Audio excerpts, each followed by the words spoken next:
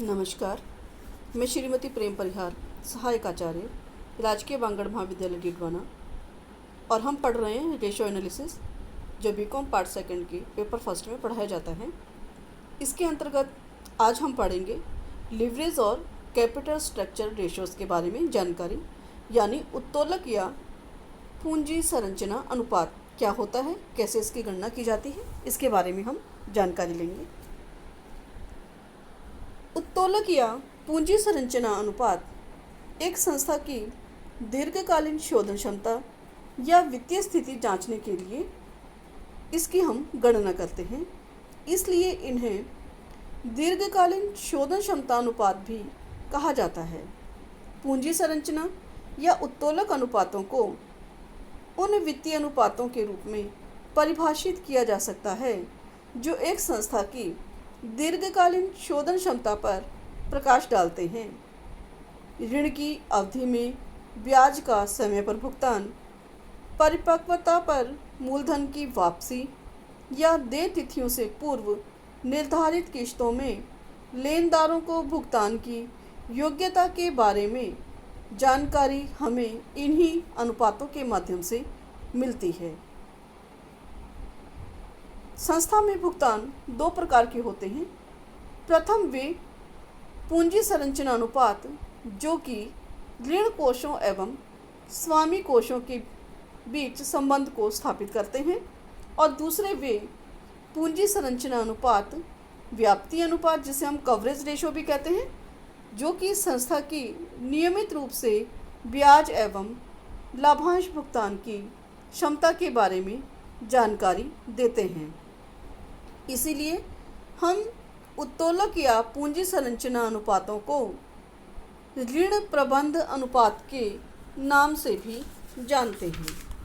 यानी कि इन अनुपातों की गणना से हमें यह जानकारी मिलती है कि संस्था की भुगतान क्षमता कैसी है। लीवरेज और कैपिटल रेशियोज के अंदर पहला जो हमारा अनुपात है वो है डेब्ट इक्विटी रेशो, यानी टोटल डेब्ट्स बटा शेयर होल्डर्स फंड्स और नेटवर्थ। यदि हम टोटल डेब्ट्स के अंदर शेयर होल्डर्स फंड या नेटवर्थ का भाग देते हैं तो हमें डेब्ट इक्विटी रेशो की प्राप्ति होती है। इसके अंतर्गत बाह्य कोषों में टोटल डेब्ट्स जो होते हैं हमारे एक्सटर्नल इक्विटीज़ को इंगित करते हैं, और शेयर होल्डर फंड्स जो है हमारे इंटरनल इक्विटीज़ को इंगित करते हैं। बाह्य कोषों में सभी प्रकार के अल्पकालीन और दीर्घकालीन ऋणों को शामिल किया जाता है। चालू दायित्वों जैसे बैंक से कार्यशील पूंजी ऋणों को बाह्य दायित्वों में शामिल किया जाता है, जबकि आंतरिक कोषों के अंतर्गत पूंजी, अधिमान अंश पूंजी, पूंजी संचय, रिटेन अर्निंग्स, रिजर्व्स, इनको हम शामिल करते हैं। इन दोनों के बीच के अनुपात को ऋण क्षमता अनुपात कहा जाता है। यदि किसी संस्था में यह अनुपात जितना कम होता है, लेनदारों की स्थिति उतनी ही अधिक सुरक्षित रहती है तथा संस्था पर ब्याज कम होने से ऋण लेने की क्षमता पर विपरीत प्रभाव भी नहीं पड़ता है। लेकिन यदि यह अनुपात ऊंचा होता है तो लेनदारों की स्थिति उतनी ही अधिक असुरक्षित हो जाती है।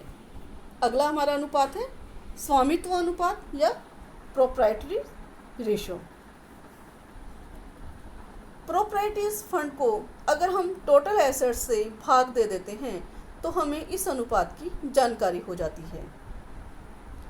इस अनुपात को स्वामियों की क्षमता का कुल संपत्ति से अनुपात ज्ञात किया जाता है, बताया जाता है।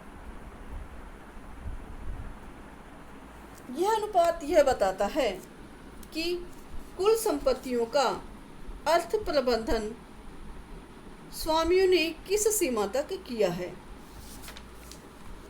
यह अनुपात जितना अधिक होगा, लेनदार की स्थिति उतनी ही अधिक मजबूत होगी, और यह जितना कम होगा, लेनदार की जोखिम भी उतनी ही अधिक होगी, क्योंकि ऊंचा अनुपात सुदृढ़ वित्तीय स्थिति को बताता है। ऐसे संस्था की बाहर की कार्यशील पूंजी पर निर्भरता कम रहती है। इस अनुपात को हम बहुत अधिक महत्व देते हैं। अगला हमारा अनुपात है solvency ratio to total assets ratio. इसको हम सोल्वेंसी रेशो भी कहते हैं और डेब्ट टू टोटल एसेट्स रेशो के नाम से भी जाना जाता है।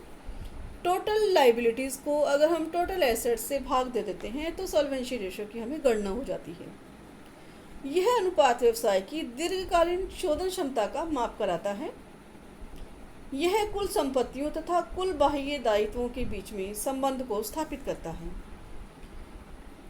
यह अनुपात जितना अधिक होता है, शोधन क्षमता अच्छी मानी जाती है। इसलिए यह अनुपात जितना अधिक होगा, लेनदारों की राशि उतनी ही अधिक होगी, जो संस्था के स्वामियों के लिए लाभार्जन हेतु काम में ली जा सकती है। अगला हमारा अनुपात है फिक्स्ड एसेट्स रेशो।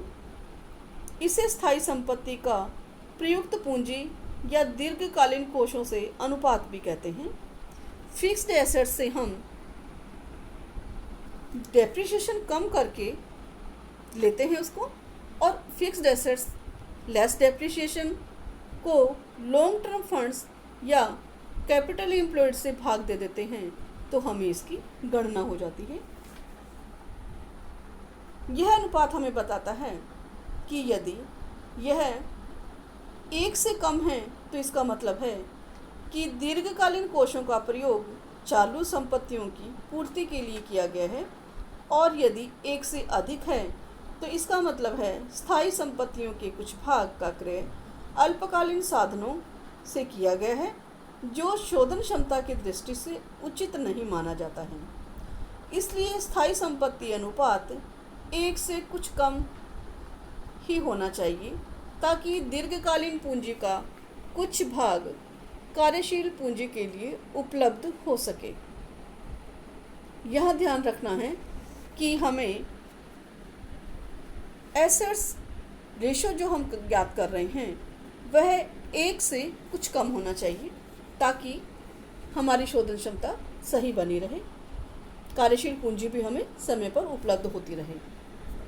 अगला हमारा है कैपिटल गियरिंग रेशो।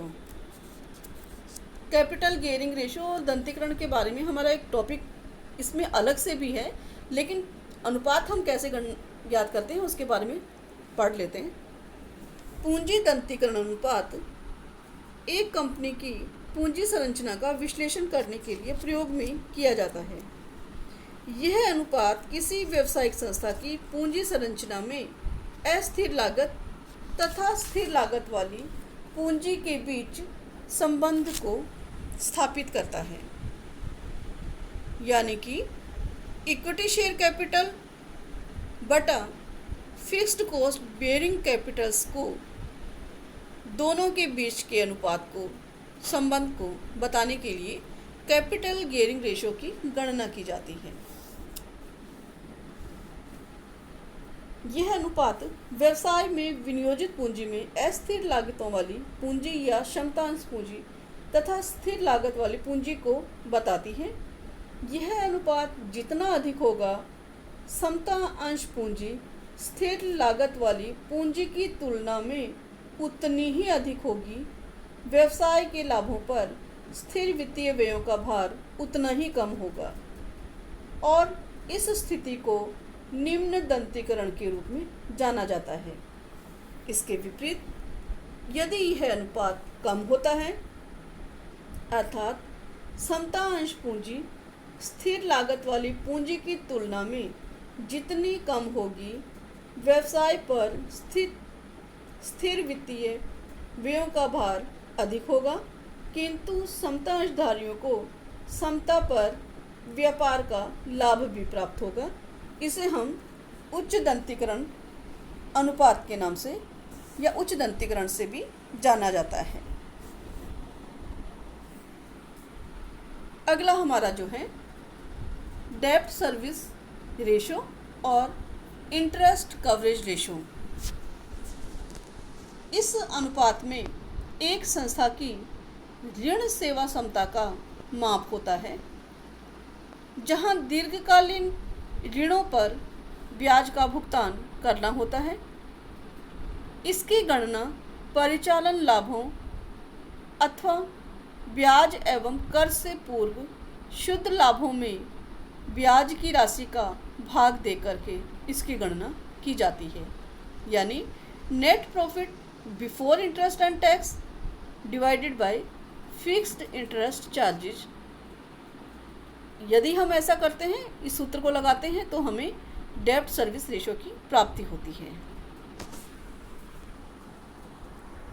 इसके अंतर्गत हमें यह ध्यान रखना है कि यह अनुपात जितना अधिक होगा, संस्था की ब्याज शोधन क्षमता उतनी ही अधिक होगी और ऋणदाताओं को उतनी ही अधिक सुरक्षा प्राप्त होगी। यानी कि ऊंचा अनुपात इस तथ्य का सूचक है कि संस्था की ऋण ग्राह्य क्षमता का कम प्रयोग हुआ है, जिससे समता पर व्यापार से लाभ कम होगा और अंशधारियों की आय घट जाएगी।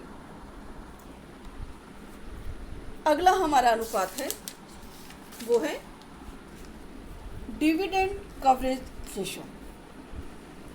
यह अनुपात किसी संस्था की अधिमान अंशों पर लाभांश, जो कि एक स्थायी दर से दिया जाता है, के भुगतान क्षमता के बारे में बताती है। इसकी गणना कर ब्याज पश्चात शुद्ध लाभों में अधिमान अंशों पर लाभांश की राशि का भाग दे करके इस अनुपात को ज्ञात किया जाता है। यानी net profit after tax and interest को यदि हम प्रेफरेंस शेयर डिविडेंड से भाग दे देते हैं, तो हमें डिविडेंड कवरेज रेशो की प्राप्ति हो जाती है। यह अनुपात ब्याज व्याप्ति अनुपात की भांति ही अधिमान अंशधारियों को उपलब्ध सीमांत लाभ को दर्शाता है। यह अनुपात जितना अधिक होगा, अधिमान अंशधारियों की दृष्टि से उतना ही अच्छा माना जाएगा, यानी कि उन्हें प्रेफरेंस शेयर्स पर उतनी ही ज़्यादा लाभांश की प्राप्ति होगी।